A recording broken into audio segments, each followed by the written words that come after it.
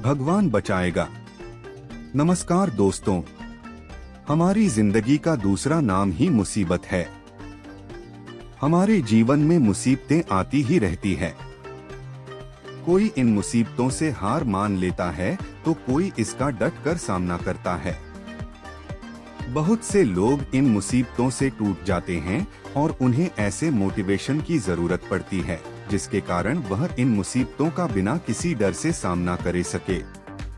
तो चलिए सुनते हैं। एक समय की बात है, किसी गांव में एक साधु रहता था। वह भगवान का बहुत बड़ा भक्त था और निरंतर एक पेड़ के नीचे बैठकर तपस्या किया करता था। वह भगवान पर अटूट विश्वास था और गांव वाले भी उसकी इज्जत करते थे।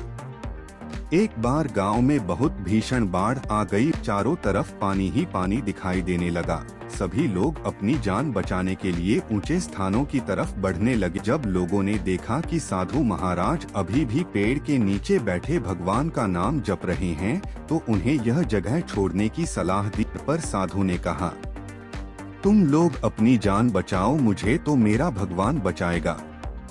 धीरे धीरे पानी का स्तर बढ़ता गया और पानी साधु के कमर तक आ पहुंचा। इतने में वहां से एक नाव गुजरा। ने कहा, हे साधु महाराज, आप इस नाव पर सवार हो जाइए, मैं आपको सुरक्षित स्थान तक पहुंचा दूंगा। पर नहीं, मुझे तुम्हारी मदद की आवश्यकता नहीं है, मुझे तो मेरा भगवान बचाएगा। साधु ने उत्तर दिया।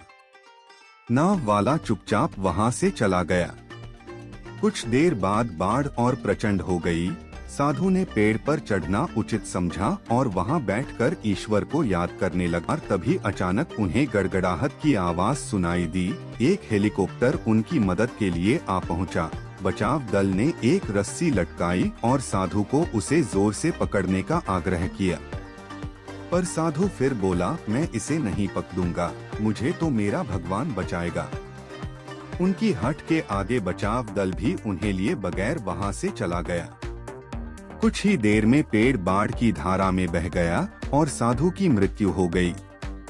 मरने के बाद साधु महाराज स्वर्ग पहुँचे और भगवान से बोले, हे प्रभु, मैंने तुम्हारी पूरी लगन के साथ आराधना की, तपस्या की, पर जब मैं पानी में डूबकर मर रहा था तब तुम मुझे बचाने नहीं आए, ऐसा क्यों प्रभु?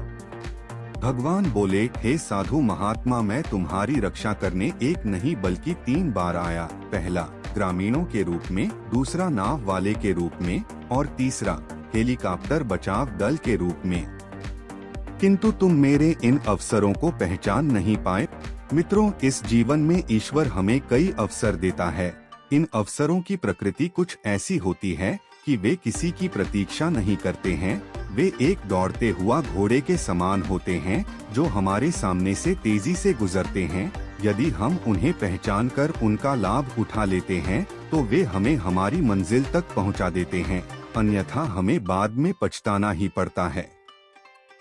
दोस्तों, आशा है आपको यह कहानी सुनकर निश्चित ही प्रेरणा मिली हो। तो अपने दोस्तों को शेयर करें, लाइक, कमेंट और सब्सक्राइब करना ना भूले, ताकि रोज आने वाली एक नई आशा की किरण सबसे पहले आप तक पहुंच पाए।